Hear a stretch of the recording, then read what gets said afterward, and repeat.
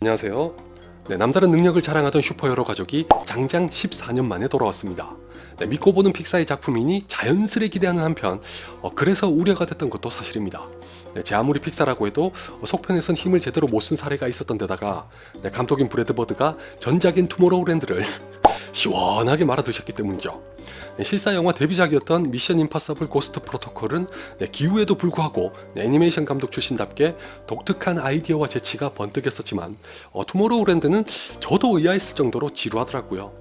그 후로 다시 애니메이션에 복귀한 첫 작품이 인크레더블2라서 부담이 컸을 텐데 다행히 북미에서 일찌감치 흥행과 평가가 모두 대박을 터뜨린 덕분에 한결 마음이 놓였을 것 같네요.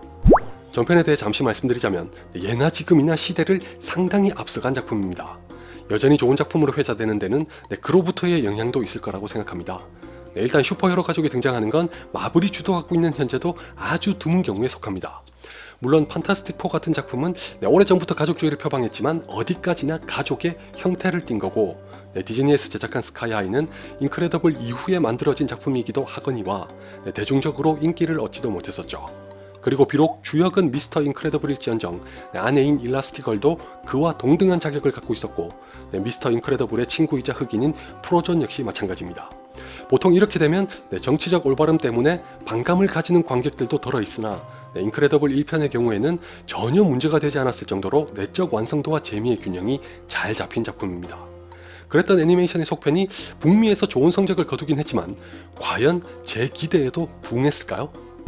결론만 말씀드리면 1편만큼은 아니지만 시종 1관 지루한 걸 모르고 재미있게 봤습니다. 사실 애초에 1편을 뛰어넘길 기대한다는 건 무리였지 않을까 합니다. 방금 말씀드린 부분만 해도 그렇지만 1편은 우리에게 슈퍼히어로의 이면에 대해 픽사 애니메이션 특유의 손길로 제작한 참신하고 신선하며 기발한 작품입니다. 이를테면 슈퍼히어로로 산다는 것에 순환과 고난을 전하는 동시에 슈퍼히어로의 존재 가치와 목적에 대해서도 다시금 돌아보게 하죠. 거기에다가 행콕이나 다크나이트보다 앞서 슈퍼히어로를 대하는 인간들의 이기적인 면까지 보여주고 있어서 픽사라는 이름에 걸맞게 무거운 주제를 유쾌하게 풀어낸 수작입니다. 특히 개인적으로 가장 마음에 들었던 건 슈퍼히어로가 나옴에도 굉장히 일상적이라는 겁니다. 샘 레이미 감독의 스파이더맨을 떠올리시는 분들도 계시겠지만 일상적이라는 표현에는 인크레더블이 더 잘 어울린다고 생각합니다. 초반에는 가족 구성원 모두가 지극히 보통의 평범한 삶을 살고 있다는 걸 보여주기도 하죠. 인크레더블2는 방금까지 말씀드린 것처럼 여러모로 기특했던 1편에 견줄 순 없지만 용케 유산을 잘 이어받아서 이야기를 확장하고 이어가는 데 성공합니다. 다른 걸 다 떠나서 마블만큼이나 픽사도 캐릭터를 빚는 솜씨 하나는 일품이라는 데 다들 동의하실 겁니다. 인크레더블2도 각각의 캐릭터가 가진 개성을 또 한 번 유감없이 자랑합니다. 대표적으로 예고편만 봐도 알 수 있다시피 이번에는 일라스티걸이 주역으로 활동하는데 1편의 미스터 인크레더블과는 확연하게 다르면서도 여전히 슈퍼히어로다운 면모를 한껏 발휘합니다. 예고편에 잠시 나오는 기차의 탈선을 막는 장면에서 이 강점이 아주 잘 드러납니다. 일라스티걸만이 가진 고유의 능력을 재치 넘치고 독특하게 활용하면서 재미를 전달하죠. 마블과 픽사가 진짜 이거 하나만은 기가 막히게 잘합니다. 언제나 캐릭터의 능력을 활용함에 있어서도 깊은 고민을 거쳐 개성을 부여하고 그래서 관객들은 자연스레 저마다의 캐릭터에게 호감을 갖게 되니 개봉하는 영화마다 열광이 이어집니다. 1편의 미스터 인크레더블에 이어 2편에서는 일라스티걸의 활약이 두드러지긴 했으나 이 시리즈는 어디까지나 서로 다른 능력과 개성을 지닌 슈퍼히어로들이 가족으로 결속되어 있다는 것에 초점을 맞춥니다. 그렇기 때문에 1편이 그랬던 것처럼 2편도 각각의 캐릭터에게 적정한 비중과 분량을 배분합니다. 일라스티걸이 어떤 사연으로 인해 혼자 슈퍼히어로로 활약하는 동안 미스터 인크레더블은 집에서 아이들과 함께 시간을 보내죠. 대시와는 숙제인지 시험인지 모를 수학 때문에 졸지에 만학도가 되는가 하면 이성의 눈을 뜬 바이올렛의 심정을 헤아리지 못한 탓에 곤욕을 치르기도 합니다. 이런 과정을 통해서 5명이 하나의 가족으로 더 단단하게 맺어지죠.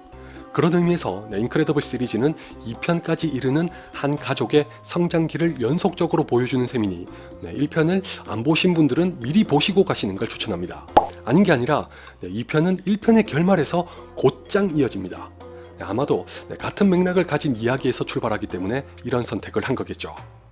북미에서는 일라스티걸이 부각되는 걸 두고 근래의 정서를 일부러 의식한 거 아니냐는 얘기도 있었던 모양인데 감독의 말에 따르면 처음부터 두 사람의 역할을 바꾸려는 계획을 가지고 있었다고 합니다. 덕분에 우연의 일치라고 하기엔 참으로 시의적절한 이야기가 됐습니다. 다만 역시나 언제나처럼 픽사다운 연출을 자랑하기 때문에 확실히 유연하게 풀어갑니다. 이건 관점에 따라 장점이자 단점이 될 수 있으나 항상 폭넓은 관객을 아우르는 데 목표를 둔 할리우드의 애니메이션이기에 저는 긍정적입니다. 인크레더블2의 경우는 여타 픽사의 애니메이션이 그랬던 것처럼 가볍고 유쾌하게 보길 원한다면 누구라도 즐길 수 있고 조금 더 들여다보길 원한다면 꽤 진중한 이야기를 하고 있다는 것도 발견할 수 있다고 생각합니다. 그런 측면에서는 앤트맨과 와스프보다 한 수 위라서 자칫 불편할 수도 있는 소재와 주제를 택하고도 아주 능청스럽고 재치 있는 작품으로 완성했습니다. 물론 두 가지 중 어떻게 볼지는 관객 저마다의 선택에 달렸습니다.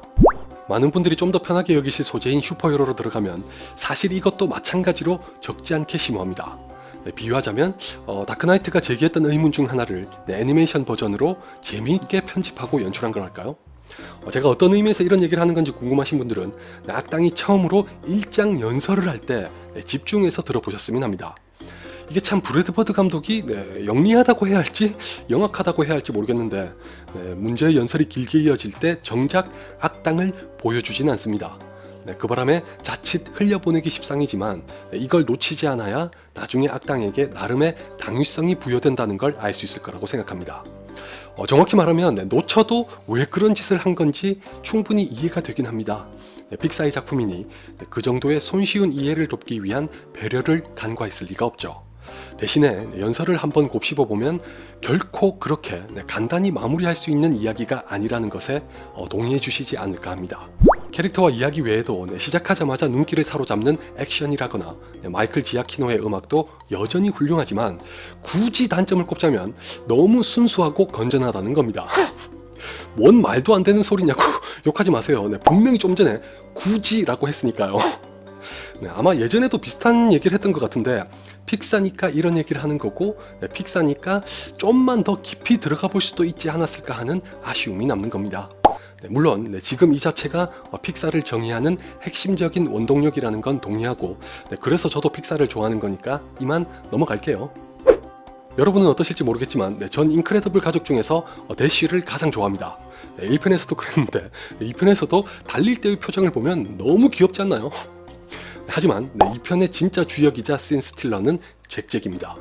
확실히 브래드 버드 감독은 영리하거나 영악하거나 둘 중 하나라는 걸 알 수 있는데 왜 1편의 결말부에서 앞으로 잭이 어떻게 될지 잠시 맛보기를 경험했었죠. 2편에서의 잭을 보시면 두 가지에서 기절초풍하실 겁니다. 직접 확인하시라고 구체적으로 말씀드리진 않겠지만 과장 좀 보태서 만약 잭이 이대로 성장하면 인피니티 스톤이 없는 타노스 정도는 맞짱을 떠서 이길 수 있을지도 모릅니다. 모르긴 몰라도 역대급 슈퍼히어로가 될 것 같으니까 기대하시면서 보시기 바랍니다.